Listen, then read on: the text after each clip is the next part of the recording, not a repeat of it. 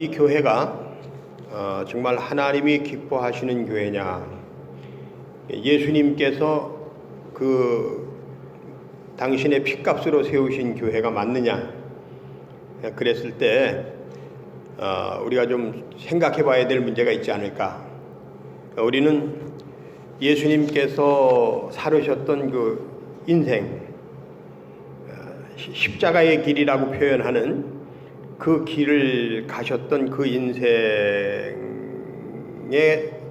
그 응답이, 열매가 부활이란 말이에요.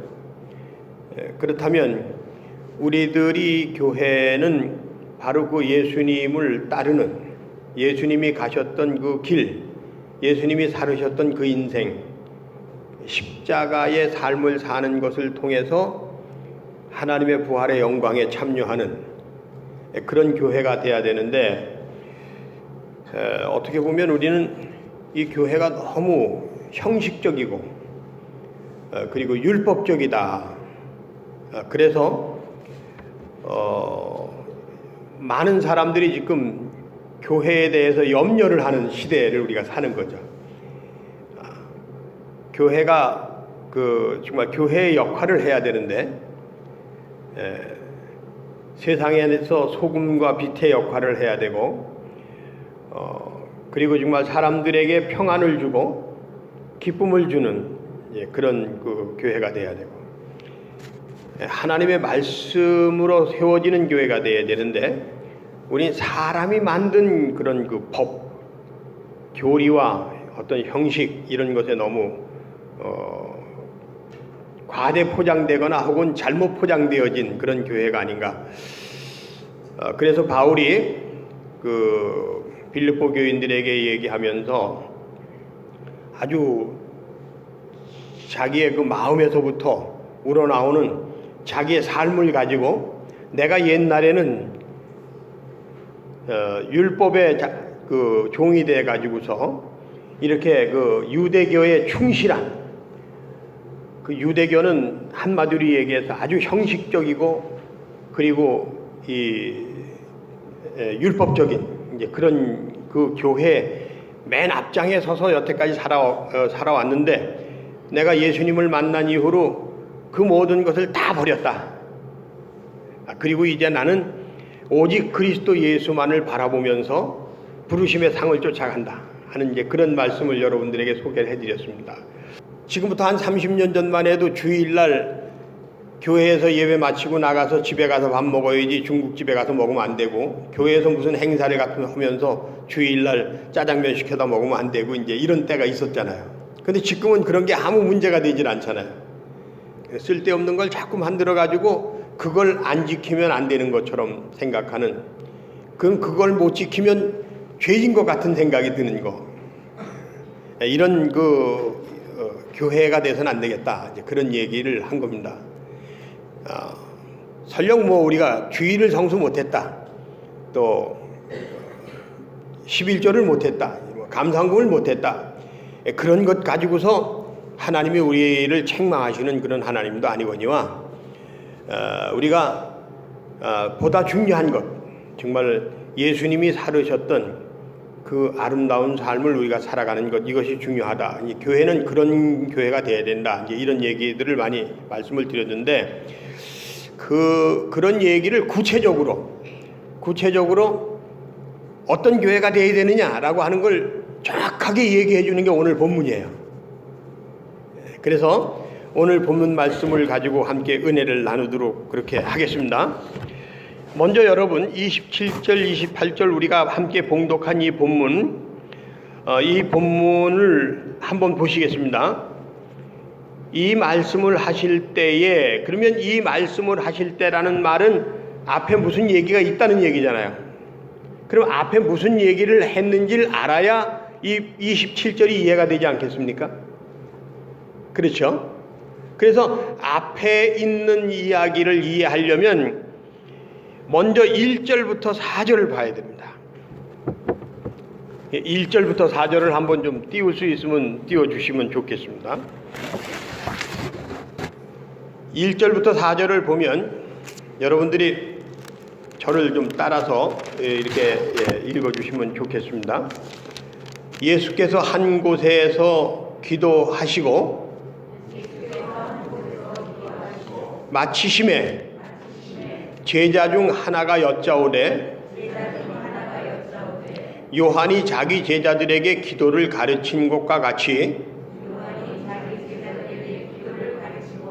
우리에게도 가르쳐 주옵소서. 그러니까 이제 우리는 기도를 어떻게 해야 되느냐 이걸 물어본 거예요, 예수님한테. 여러분, 기도하면 생각나는 게 내 집은 만민이 기도하는 집이라 라고 얘기했던 예수님의 이야기가 생각이 나시죠? 십자가의 길을 가시는 마지막에 예루살렘 성전에 들어가셔서 왕창 한바탕 하시고 나서 그 다음에 이제 내 집은 만민이 기도하는 집인데 왜 여기서 장사하느냐 이제 이런 얘기를 하셨는데, 이 만민이 기도하는 집이라고 하는 얘기는 무슨 얘기입니까? 이걸 잘 이해를 해야 됩니다. 기도가 뭐냐라고 하는 것을 이해하지 못하면 이 본문이 이해가 안 되는 거예요. 만민이 기도하는 집이라는 말이 이해가 안 되는 거예요. 기도가 뭐냐를 알아야, 그래야 뭐 하는 집이냐라고 하는 걸 알 수 있겠죠? 그래서 이제 우리가 2절이 중요한 겁니다. 같이 한번 2절을 읽어보겠습니다. 예수께서 이르시되 너희는 기도할 때에 이렇게 하라. 아버지여, 이름이 거룩히 여김을 받으시오며 나라가 임하옵시며. 이 기도의 첫 번째는 뭐냐면, 우리가 기도할 때 하나님의 이름이 욕되지 않게 해 주옵소서라고 하는 거예요. 하나님의 이름이 빛나게 해 주세요라고 하는 기도를 하는 거예요. 누구를 통해서? 내가 기도하면 나를 통해서. 따라서 하시죠. 나를 통해서 하나님의 이름이 빛나게 해 주시기를 바랍니다. 그러니까 나를 통해서 하나님의 이름이 욕되지 않고 거룩한 이름이 되도록 그렇게 나를 축복해 주옵소서, 이렇게 기도하라는 거예요. 그 다음에 두 번째는 보면 우리에게 날마다 일용할 양식을 주시옵고 그랬어요. 따라서 하십시다. 일용할 양식을 주옵소서. 일용할 양식을 달라고 기도하라는 겁니다. 내가 하나님의 거룩한 뜻을 따라서 살 테니, 내가 하나님의 이름을 욕되게 하지 않고 착한 사람이 될 테니, 내가 세상에 옳은 일을 하다가 핍박을 받더라도 그 옳은 일을 하기 위해서 내 인생을 걸겠으니 내가 어떤 어려움이 있더라도 굶어 죽지 않게 해 주십시오 라고 하는 거예요. 이거 참 기가 막힌 얘기 아니겠습니까? 내가 옳은 일을 하다 보면 쫓겨날 수도 있고 매를 맞을 수도 있고 하다못해 억울하게 죽을 수도 있단 말이죠. 예수님처럼 십자가를 질 수도 있단 말이에요. 그런데 그 어떤 고통과 어려움도 내가 이겨낼 수 있게 해달라는 거 아니겠습니까? 일용할 양식을 달라는 얘기는, 일용할 양식만 있으면 우리는 어디 가서 기죽을 필요가 없잖아요. 일용할 양식만 있으면 어디 가서든지 당당하게 살아갈 수 있지 않습니까? 내가 끼니만 해결할 수 있다면 무슨 일을 못 하겠습니까? 이런 얘기 하잖아요. 그런데 그런 이 기도, 내가 정말 하나님의 이름을 거룩하게 욕되지 않게 빛나게 정말 하기 위해서 바른 길을 가고 사람이 치사하지 않고 당당하게 이렇게 살아가겠습니다. 그러니 나에게 일용할 양식을 주시기를 바랍니다. 내가 그렇게 당당하게 살아갈 수 있도록 나를 축복하시기를 바랍니다. 이런 기도를 드리라는 겁니다. 그 다음에 이제 4절을 보면 우리가 우리에게 죄지은 모든 사람을 용서하오니 우리 죄도 사하여 주옵시고 그랬어요. 용서라는 말이 나옵니다. 내가 세상 살아가면서 혼자 사는 게 아니잖아요. 뭐 자연하고에 싸울 거 있겠습니까? 피해가면 되지. 사자나 호랑이가 나오고 곰이 나오면 도망가면 되고 피하면 되는 거고, 그리고 이제 그 다음에 다른 것들에 내가 자르든지 뭐 아니면 내가 갖고 놀든지 뭐 내가 못 살게 굴든지 뭐 그건 내 마음대로잖아요. 그런데 사람이 세상을 살아가는데 자연과만 사는 것이 아니라 사람과 사람이 함께 살아가는데 이 함께 살아가다 보면 부딪히는 게 얼마나 많고 정말 참 이 마음 상하는 게, 상처받는 게, 아픔을 당하는 게 얼마나 많습니까? 그러면 그때 내가 이제 억울한 일을 당하면 분이 나고 화가 나고, 그리고 이제 그 상대방을 내가 어떻게 했는지 그냥 보복을 하든지 복수를 해야 되겠다는 이제 그런 마음도 가질 수 있잖아요.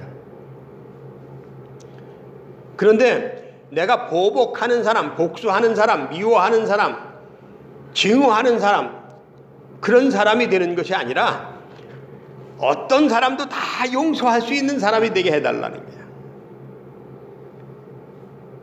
그리고 나도 하나님께로부터 용서받게 해달라는 거예요.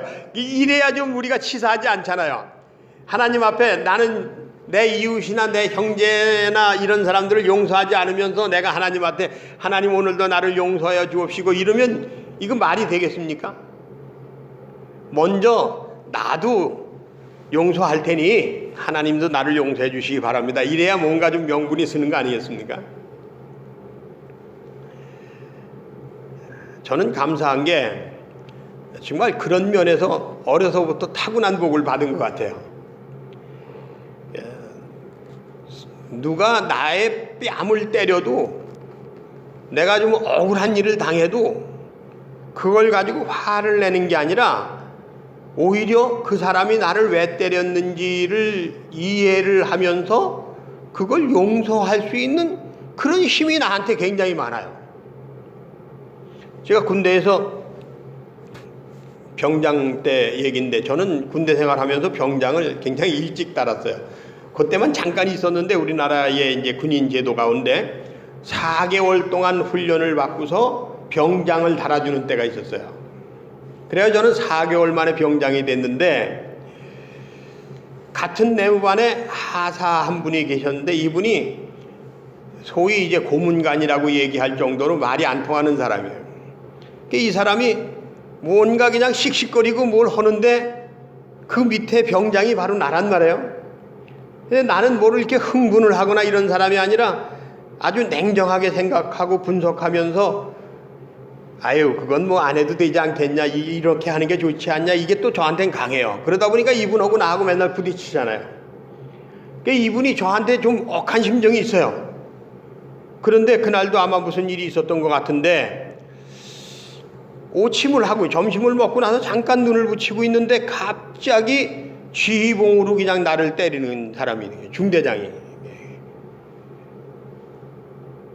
그래 제가 자다 말고 그냥 갑자기 그냥 변을 당했죠.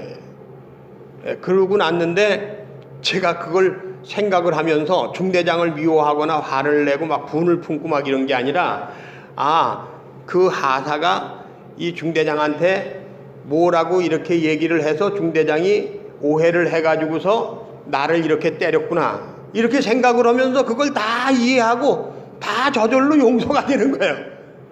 화를 내는 게 아니라 웃으면서 그걸 맞으면서 그걸 이제 해결하고 나서 그 다음에 제가 그 제대할 때 그 중대장한테 선물을 하나 그 마련해 가지고서 이제 그 다른 사람을 통해서 건네주고 그리고 제대를 했어요. 제대하면서 그래도 중대장님이 우리 소대를 위해서 우리 소대 내무반을 위해서 많이 그래도 그 고생도 많이 하고 뭐 또 군인 부하들 때문에 속도 많이 상했고 막 이런 생각을 하면서 작은 선물 하나 해주고 이렇게 제대를 했습니다. 나중에 그 후배들한테 얘기를 들어보니까 그 중대장이 무슨 얘기할 때마다 내 얘기를 하면서 그렇게 칭찬을 하더라는 거예요. 이런 사람이 있었단 말이지 이러면서. 그런데 이 용서라는 게 사실 쉬운 건 아니지만 예수님께서 십자가에 달리실 때에 자기에게 돌을 던지는 사람들을 하나님 앞에 용서해 달라 그랬잖아요. 아버지여 저들이 하는 일을 알지 못하고 하는 일이니까 저들을 용서해 주라고. 그런 용서의 힘, 그럼 용서할 수 있는 사람이 되게 해달라. 그리고 하나님도 나를 용서해 주세요. 물론 하나님은 우리 사람들이 어떤 일을 해도 어떤 사람도 다 용서하시는 하나님이에요. 그렇지만 어쨌든 하나님 앞에 우리가 양심이 있으니까 매사가 모자라고 부족하고 그런 사람들이 우리 자신이니까 그래서 하나님 앞에 기도할 때 하나님 저도 용서해 주세요라는 얘기를 우리가 하라는 거예요. 그런 기도를 한다는 거예요. 그리고 그 다음에 우리를 시험에 들게 하지 마옵시다. 이렇게 기도하라는 겁니다. 우리를 시험에 들게 하지 말라고.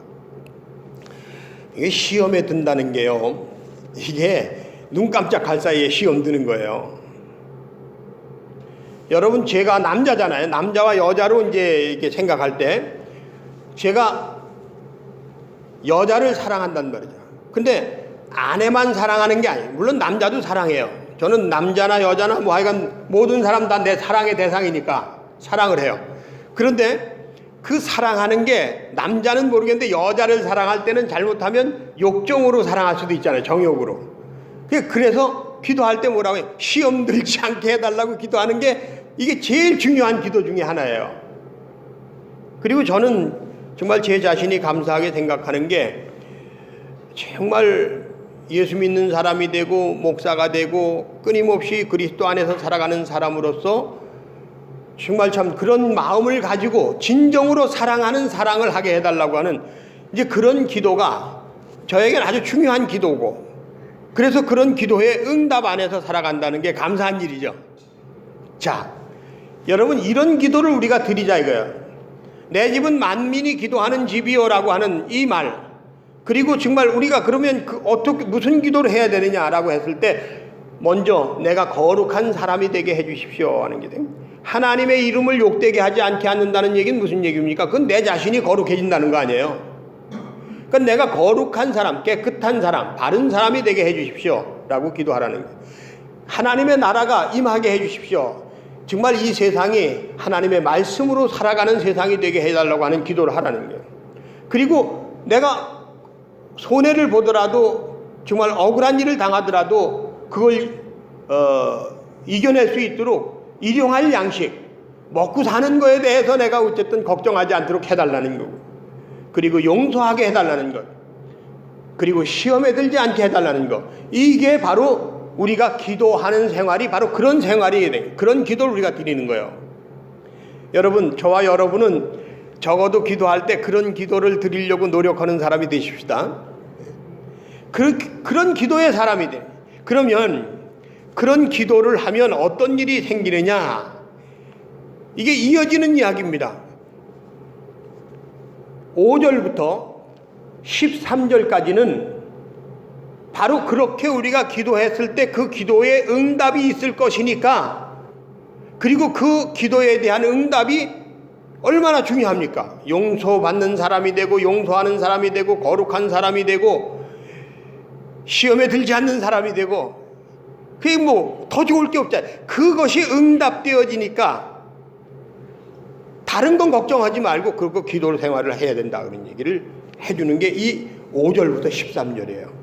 어떤 친구가 있는데 벗이 찾아와 가지고서 내가 이제 지금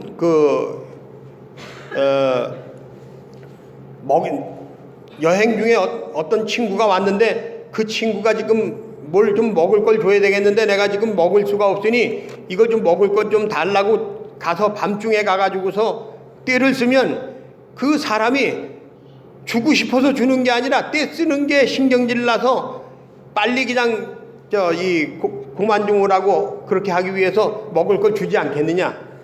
너희를 사랑하는 그런 하나님 아버지께서 그 자녀가 달라고 그러는데 그 사람보다 더 좋은 걸 주지 않겠느냐.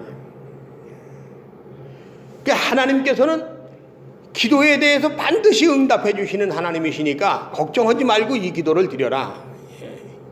이 얘기를 하는 거예요. 너희들이 바르게 살고 옳게 살면 그것 때문에 너희들이 억울한 일을 당하고 너희들이 창피를 당하고 모욕을 당하고 너희들이 정말 참 손해를 보는 것이 아니라 오히려 그것으로 인해서 너희가 이름이 거룩해지고 너희가 복된 자가 된다. 자손 만대에 복받는 가정이 된다. 그런 얘기를 해주는 겁니다. 그래서 10절 보면 9절부터 설명을 하면 내가 또 너희에게 이르노니 구하라 그러면 너희에게 주실 것이요 찾으라 그러면 찾아낼 것이요 문을 두드리라 그러면 너희에게 열릴 것이니 구하는 이마다 받을 것이요 찾는 이에게 찾아낼 것이요 두드리는 이에게 열릴 것이라. 너희 중에 아버지가 된 자로서 누가 아들이 생선을 달라 하는데 생선 대신 뱀을 주며 알을 달라 하는데 전갈을 주겠느냐. 너희가 악할지라도 좋은 것을 자식에게 줄 줄 알거든 하물며 너희 하늘 아버지께서 구하는 자에게 성령을 주시지 않겠느냐. 이 성령이라는 건 뭡니까? 거룩한 영이라는 것, 하나님의 영이라는 것은 이 세상에서 그보다 더 훌륭하고 더 위대하고 더 좋은 선물은 없잖아요. 그러니까 우리가 이런 기도를 드리면 하나님께서 성령을 선물로 주신다는 거예요. 그래서 그 성령께서는 나를 지켜주시고 나를 세워주시고 나에게 좋은 열매를 주신다는 겁니다. 그렇기 때문에 여러분 어디 가서 설교를 들을 때 이 앞에 있는 1절부터 4절까지는 띄워버리고 5절부터 13절까지만 설교하면서 하물며 하나님이 여러분이 구하시는 걸 안 주시겠느냐고 오늘 저녁 집회 때 묵묵히 기도의 제목을 적어가지고 봉투에다가 자녀들은 자녀들대로 이름을 각각 써서 감사의 예물을 드리고 기도받으라고 이렇게 가면 그 기도가 응답되어질 거라고, 여러분이 부자 될 거라고, 여러분이 원하는 게 이루어질 거라고, 이런 설교를 하는 설교가 있으면 이건 다 가짜 설교예요. 이 5절부터 13절은 반드시 1절부터 4절을 가지고서 설교를 해야 되는 거예요. 할렐루야. 예. 그렇게 해서 응답에 대한 얘기를 한 겁니다. 그리고 나서 거기에다가 못 믿어가지고 이 예수님께서 하나 더 얘기를 해주는 거예요. 자, 봐라. 사람들이 내가 너희들에게 거룩한 선물을 줘서 너희들이 거룩한 사람이 되면 그걸 사탄이 역사하는 거라고 얘기할지도 모른다. 근데 천만의 말씀이다. 만약에 사탄의 역사라면 그것이 빼앗기는 것이 되고 더 나쁜 것이 되어야 될 텐데 이건 하나님이 주시는 것이기 때문에 하나님의 이름으로 주는 것이기 때문에 이 성령의 선물이라는 것은 누구도 이것을 빼앗을 수가 없다 하는 얘기를 그 다음에 구구절절하게 하는 거예요. 26절까지. 어떤 사람이 귀신 들렸는데 그 귀신을 귀신의 이름으로 쫓아내면 나중에 덕센 귀신이 들어와서 그걸 쫓아내고 앉아서 더 악하게 만들 거 아니냐 하는 얘기를 해가면서 그러나 걱정하지 말아라. 이거는 귀신의 이름으로 주는 선물이 아니라 하나님의 이름으로 주는 선물이다. 할렐루야. 하나님이 주시는 선물이에요. 하나님이 기뻐하시는 기도를 하는 거기 때문에 그 기도의 응답으로 주시는 성령의 선물은 하나님이 주시는 선물이기 때문에 이것은 세상에서 가장 좋은 선물이요, 위대한 선물이요, 가장 아주 가치 있는 선물이다. 이것만 가지면 세상에 부러울 게 없다. 이걸 얘기해 주시는 거라 이런 얘기예요. 근데 여러분 이 성령의 선물을 받지 않고서 우리가 살아가면 너무 억울하지 않겠습니까? 올바른 기도를 통해서 하나님이 주시는 성령을 선물로 받고 살아가는 사람이 되어야 됩니다. 그러면 어떤 사람이 그런 기도를 드릴 수 있느냐? 그 얘기를 하는 게 오늘 본문입니다. 27절부터 28절. 어떤 사람이 그런 선물을 받을 수 있느냐? 하나님의 말씀에 집중하는 사람, 그리고 그 하나님의 말씀을 지키려고 집중하는 사람이 바로 그런 기도를 드릴 수가 있고 그 기도의 응답을 받을 수가 있는 거다. 자, 여러분, 저는 이제 사랑 공부를 하는데 제가 사랑 공부하면서 제일 첫 번째 그 목표가 뭐냐 하면 어쨌든 내 마누라를 사랑하는 겁니다. 하여간 노력을 무진장합니다. 그런데 저도 노력하면서도 잘 안 되지만 그런 저를 보면서 나도 잘해야지 라고 얘기하는 우리 집 사람도 사실은 저한테 100% 잘하는 게 아니란 말이에요. 그럼 어떤 때는 저희 집 사람 때문에 내가 상처받을 때가 있단 말이에요. 그러면 그런 상처를 받을 때 내가 그 상처를 받으면서 상처를 받았으니까 욱하느냐? 욱하면 안 된다 이 거죠. 그래서 기도할 때 하나님, 내가 이런 일이 반복될 때마다 화를 내는 것이 아니라 그걸 좀 부드럽게 잘 따뜻하게 받을 수 있는 사람이 되어주시기를 바랍니다. 그리고 나도 행여나 우리 집 사람이 나한테 하는 것처럼 나도 우리 집 사람한테 상처를 주는 그런 말을 하지 않도록 하나님 나를 축복해 주시기를 바랍니다. 그러면서 기도를 하는 거예요. 그 기도를. 그래서 끊임없이 기도를 함으로 해서 내가 자꾸 잘하게 되는 거지. 이거 기도하지 않고 거기에 대해서 집중하지 않으면, 사랑에 대해서 집중하지 않으면 사랑이 만들어지질 않아요. 근데 여러분, 세상 살아가면서 제일 중요한 게 뭡니까? 나잖아요. 나는 세상에서 가장 귀한 존재 아닙니까? 내가 없으면 세상도 없잖아요. 그리고 내가 잘못하면 내가 불행하잖아요.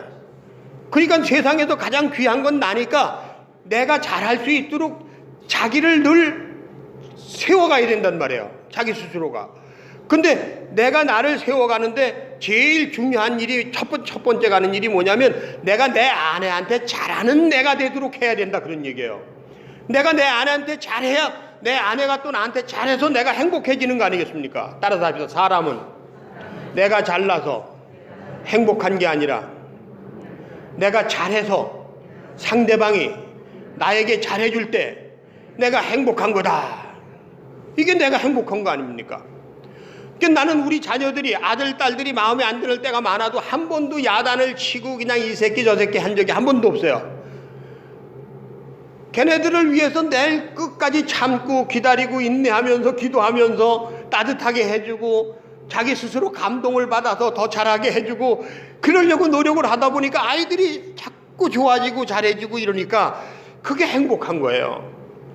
집중해야 된단 말이에요. 집중해야 돼요. 사랑에 집중해야 사랑이 되는 겁니다. 따라서 합시다. 사랑에 집중해야 사랑이 된다.